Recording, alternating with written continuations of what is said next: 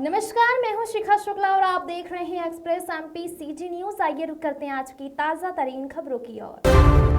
भानुप्रतापपुर में कल मंगल भवन के सामने सर्वे पिछड़ा वर्ग समाज ने स्थापना दिवस का कार्यक्रम रखा है, जिसमें पिछड़ा वर्ग अपनी 6 सूत्री मांगों को लेकर चर्चा करेगा और जो मांग पूरा नहीं हुआ है उन मांगों पर आगे की रणनीति तैयार किया जा सकता है। आपको बता दें कि भानुप्रतापपुर में 18 अक्टूबर 2013 को बस्तर संभाग में पहली बार सर्व पिछड़ा वर्ग समाज की संगठन बनाया गया था, जो निरंतर अपनी 6 सूत्रीय मांगों को लेकर जिले से लेकर राजधानी तक की लड़ाई लड़ी जा रही है। सर्वेक्षण वर्ग समाज के पदाधिकारी ने क्षेत्र के सभी पिछड़ा वर्ग लोगों को ज्यादा से ज्यादा संख्या में भानुप्रतापपुर मंगल भवन के सामने अधिक से अधिक संख्या में आने की अनुरोध किया है। भानुप्रतापपुर में सर्व पिछड़ा वर्ग समाज का स्थापना दिवस समारोह कल मंगल भवन के सामने सर्व पिछड़ा वर्ग समाज द्वारा स्थापना दिवस कार्यक्रम का आयोजन किया जाएगा। इस अवसर पर पिछड़ा वर्ग अपनी 6 सूत्रीय मांगों पर चर्चा करेंगे और जो मांगे अब तक पूरी नहीं हुई है उनके लिए आगे की रणनीति तैयार की जाएगी। आपको बता दें कि भानुप्रतापपुर में 18 अक्टूबर 2013 को बस्तर संभाग में पहली बार सर्व पिछड़ा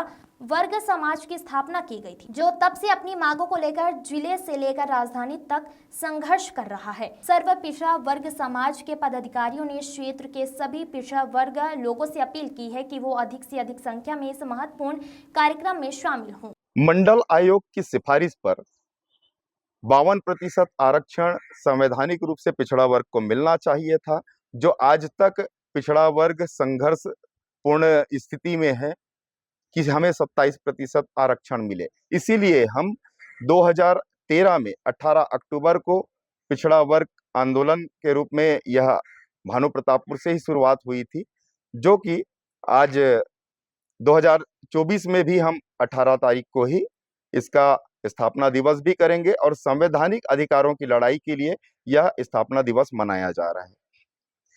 क्या क्या मांगे हैं?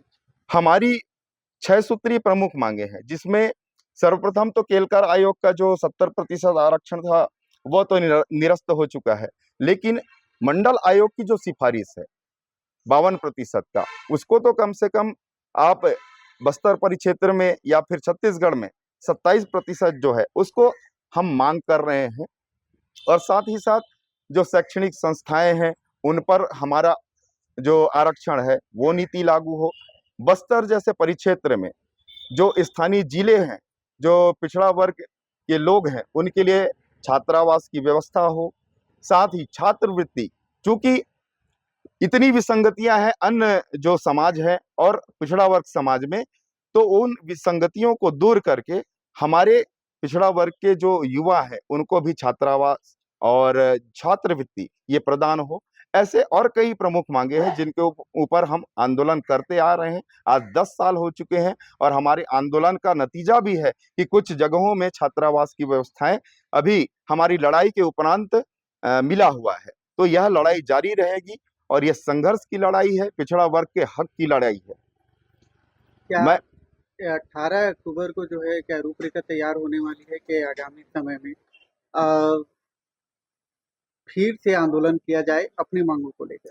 बिल्कुल, आंदोलन तब तक जारी रहेगा जब तक संवैधानिक स्थिति हमारी मजबूत ना हो, हमारा जो अधिकार है वो हमें प्राप्त ना हो। क्योंकि सबसे बड़ी बात यह है कि जिसकी जितनी संख्या भारी उसकी उतनी हिस्सेदारी। यदि पिछड़ा वर्ग पूरे देश भर में और खास करके छत्तीसगढ़ प्रदेश में अपना अधिकार मांग रहा है तो अपनी संख्या बल के आधार पर मांग रहा है, और अनन्य क्षेत्रों में भी राज्य के उत्थान में भी पिछड़ा वर्ग संघर्ष कर रहा है, तो हम अपने मांगों के लिए यहाँ पे संघर्ष कर रहे हैं।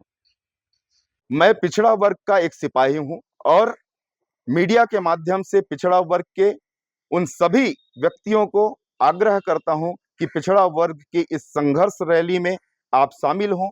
स्थापना दिवस है तो आप इसको सहर्ष लें, अपने अधिकारों को जानें, और उसके लिए आपको कल 18 अक्टूबर को स्थान रेस्ट हाउस के सामने भानुप्रतापपुर में मैं आमंत्रित करता हूं।